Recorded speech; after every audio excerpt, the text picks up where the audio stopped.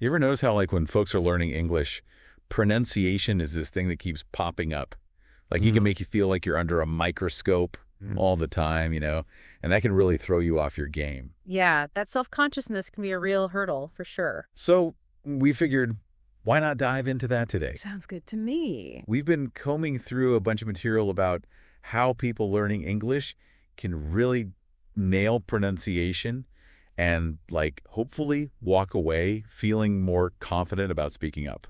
Right on. I think what's really important for people to realize right off the bat is the goal isn't to sound like you were born and raised, I don't know, in London or New York or something. Yeah. It's about communicating clearly and effectively, regardless of where you're from. And honestly, think about it. You hear so many different accents out there, all communicating perfectly well. I mean, that's kind of the beauty of English, right?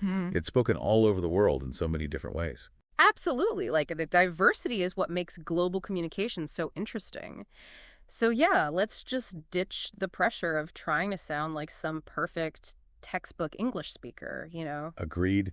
But okay, let's be real. Sometimes those English sounds can be a real mouthful, like literally trying to twist your tongue into knots.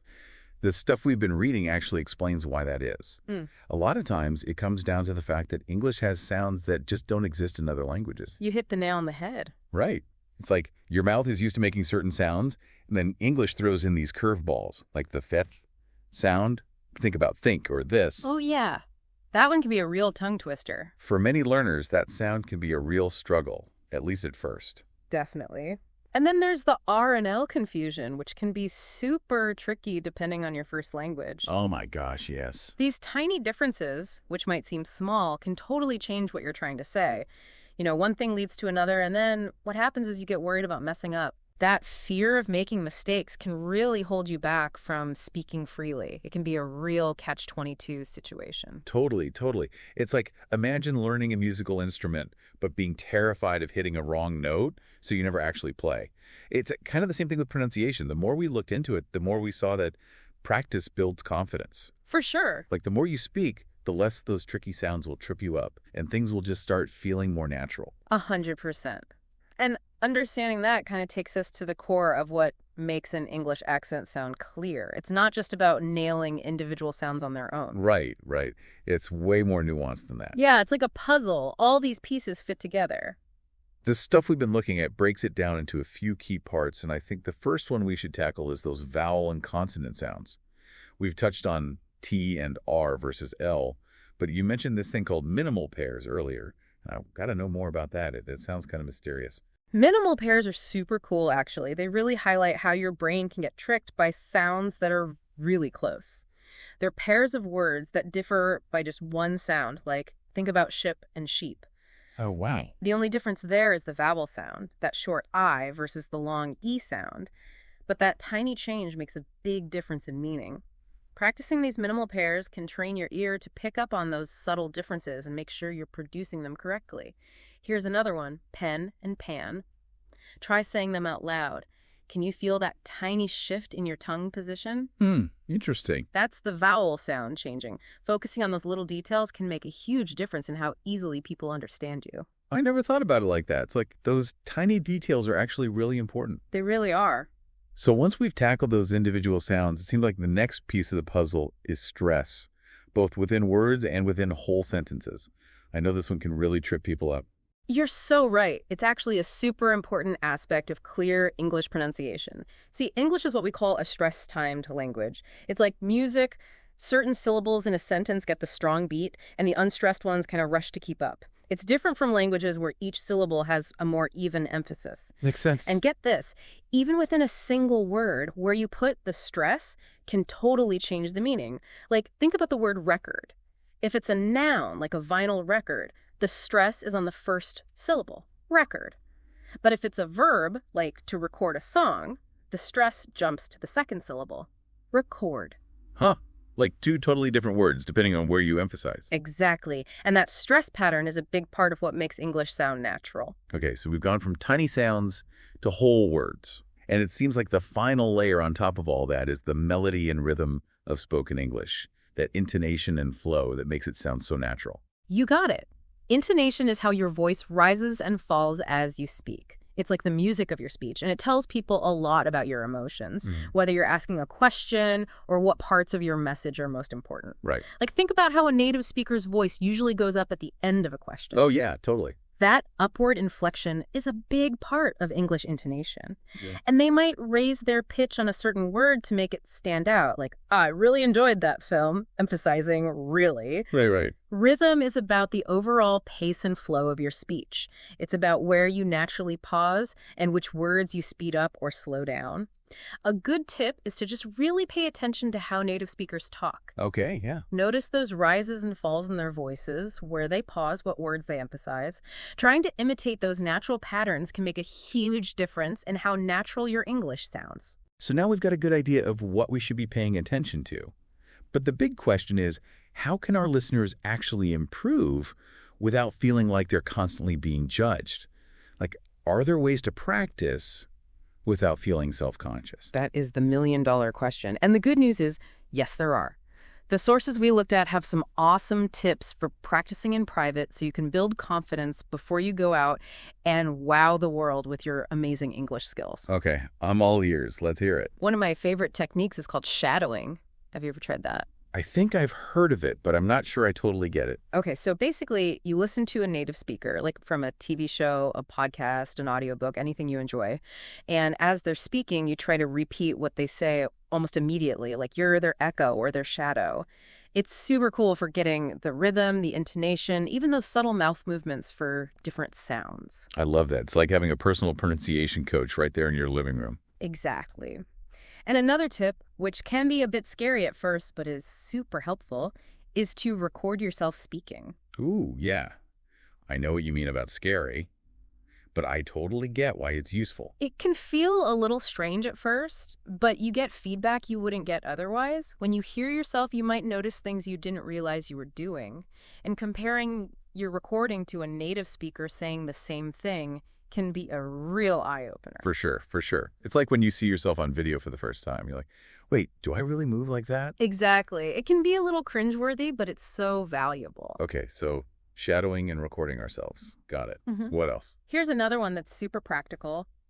Break down those long, scary English words into syllables. Ooh, good idea. Some of those words can look and sound so intimidating when you first see them. They really can. Like, let's take comfortable as an example. Instead of trying to say the whole thing all at once, break it down into comfortable. It's way less scary that way. You can make sure you're getting the sounds right in each part. I love that. And sometimes it's easy to get the stress wrong on those longer words, so breaking them down makes so much sense. Exactly. Okay, so besides sounding less intimidating, is there anything else about breaking down words that's useful? Well, it can help you really focus on the individual vowel and consonant sounds within each syllable. Sometimes people might instinctively pronounce a word like comfortable as coma or R, table, putting the stress in the wrong place. Breaking it down syllable by syllable helps you make sure you're getting those sounds and stresses right in each chunk. Makes total sense. And hey, who doesn't love a bit of fun when they're learning something new? The resources we've been checking out also recommend tongue twisters. Oh yeah, tongue twisters are classic. Right. They're a fun way to practice sounds and get your tongue moving in all the right ways. Absolutely. They're great for building fluency and articulation. Plus, they can be a good laugh, especially when you trip over them. You know, that classic one, she sells seashells by the seashore. Oh yeah, that was a good one. It's a perfect example of how tongue twisters can help you practice tricky sounds and get more comfortable with those rapid movements your mouth needs to make. And finally, it seems like one of the most common pieces of advice that keeps coming up is just incorporating English into your daily life in ways that feel natural and low pressure. That is huge. You don't need to turn your whole life upside down. Just find small ways to weave English into your routine. It could be something as simple as having a conversation with friends who are also learning English. Right. Or even just leaving yourself voice notes in English, like little reminders or things you want to remember. Like talking to yourself, basically. Yeah, exactly. Or even just thinking in English when you can. It all helps. It's all about getting comfortable, making it a part of your life without freaking out about it, right? Exactly. The more you expose yourself to the language, the more natural it will feel and the less intimidating it will become. So we've talked about what makes a clear English accent and how to practice.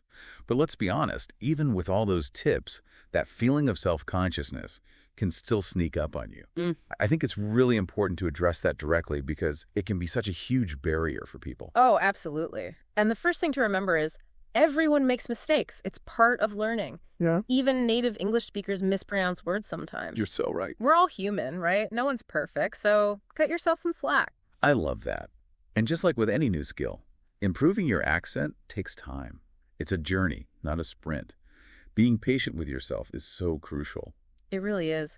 And finding a supportive environment can make a huge difference in your confidence.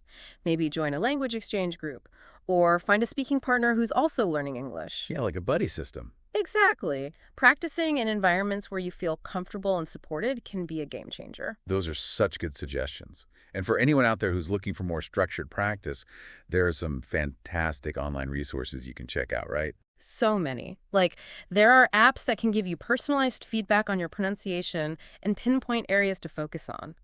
Have you heard of Elsa Speak? Elsa Speak. Yeah, I've seen ads for that. It's a really cool app. It uses AI to analyze your speech and highlight specific areas you can improve. And then there are websites like Forvo and Youglish where you can hear how words are pronounced by actual native speakers. Oh, that's super helpful. It is. It's like having a pronunciation dictionary at your fingertips. And don't forget about YouTube. There are tons of channels dedicated to helping people improve their English pronunciation. Wow, so many options. Okay, so we've covered what makes a clear accent and how to practice. Now, for our listeners who are ready to roll up their sleeves and get started, what are your top tips for putting it all together? Like, how can they approach this in a way that feels manageable and not totally overwhelming? I think the key is to start small. Don't try to tackle everything at once. Instead of trying to completely change your accent overnight, pick just one or two sounds that you find particularly challenging and really focus on those. That's a great tip. It's like breaking down a big project into smaller, more manageable chunks. Exactly. And as you practice, it's so important to celebrate those small wins, no matter how tiny they might seem. Oh, yes. Celebrate all the progress. Exactly. Acknowledging and appreciating your progress is what keeps you motivated and on track. And as we mentioned before, consistency is key. Even if you only have 5 or 10 minutes each day, that regular practice can make a huge difference over time. Yeah, I'm a big believer in the power of consistency. Like, even if you can't devote hours and hours to something, doing a little bit every day really adds up. 100%. And here's the best part. As you keep practicing and your pronunciation gets clearer, you'll naturally start feeling more confident when you speak English. That's the ultimate goal, right? To feel confident and comfortable expressing yourself in English. Exactly. The more you practice, the more you'll realize that it's not about erasing your accent or trying to sound like someone else. It's about communicating your ideas clearly and effectively. So as we wrap up this deep dive, remember, the point of improving your accent is to enhance your clarity, not to lose your unique voice. Well said. You bring your own personality and experiences to the English language, and that's something to celebrate, not to hide. By focusing on those specific pronunciation tips, understanding the rhythm and flow of spoken English, and most importantly, building your confidence, you can achieve that clear, natural-sounding English you're aiming for. I couldn't agree more. It's all about finding your voice and owning it. I love that. So for all you listeners out there, take a moment to think about what sounds or stress patterns in English you personally find the most challenging. Maybe even check out some of those online resources we mentioned to start honing your skills. What small, manageable step can you take today to start or continue your journey toward clearer, more confident communication in English? You got this. We're cheering you on. Thanks for joining us for this deep dive. Until next time.